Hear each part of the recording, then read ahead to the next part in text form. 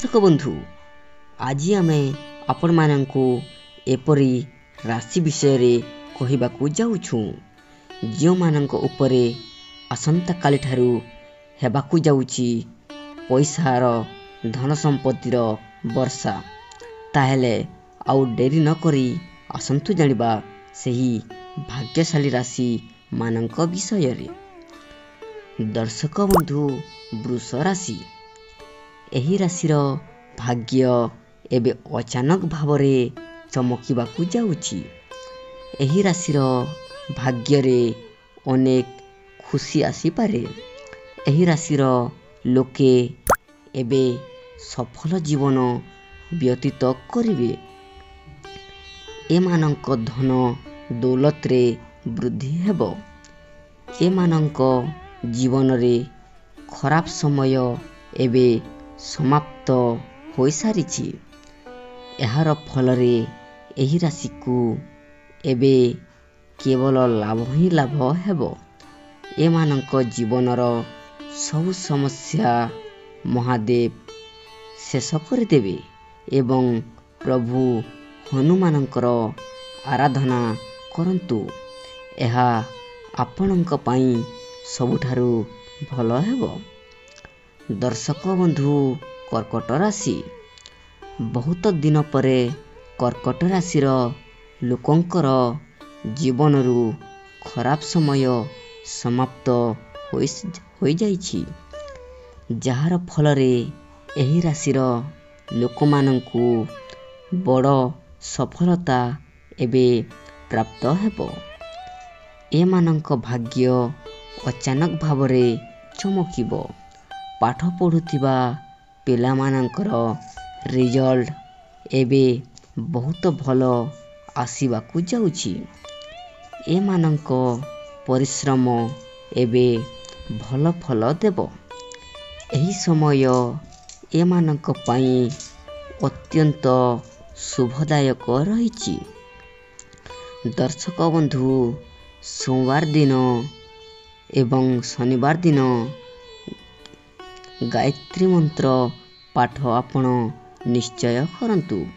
आपणक पई अत्यंत भल रहिबो। दर्शक बंधु सिंह राशि समय रे हेबाकू थिबा परिवर्तन आपणक पई अनेक खुशी नेकी आसीबो। आपणक द्वारा करा जाइथिबा आर्थिक योजना एबे सफल हेबो। व्यापार रे आपणको शुभ परिणाम मिलिबार जोग मध्य बनुछि। आपणको मनरे एबे अधिक योजना आसी पारे। आपणको सब कार्य योजना भावे पूर्ण करिवे जहाँकि आपणक पई अत्यधिक लाभकारी सिद्ध हेबो। समाज रे आपणकर मान सम्मान बढ़ी जिवो। आपणक जीवनर सबु विनाशकारी शक्ति गुडिकर एबे अंत होई जिवो। दर्शक बंधु तुला राशि आपणको परिवार सहयोग मिलिबो। घर को कुणिया मानकर आगमन हेबो। दाम्पत्य जीवन आपणकर अनुकूल रहिबो। छात्र छात्री मानकर पाठ पढ़ा प्रति ध्यान बढ़िबो। चाकरी पाई प्रस्ताव आसीपारे जहा आपणक पाई अनुकूल रहिबो। धन कमाइबार आपणको नुआ नुआ अवसर प्राप्त हेबाकू जाउअछि। आपणक जीवन रे अपार खुशी आसीबो। पुरुणा उद्धार देइथिबा धन आपणक पाखकू फेरी आसीबो।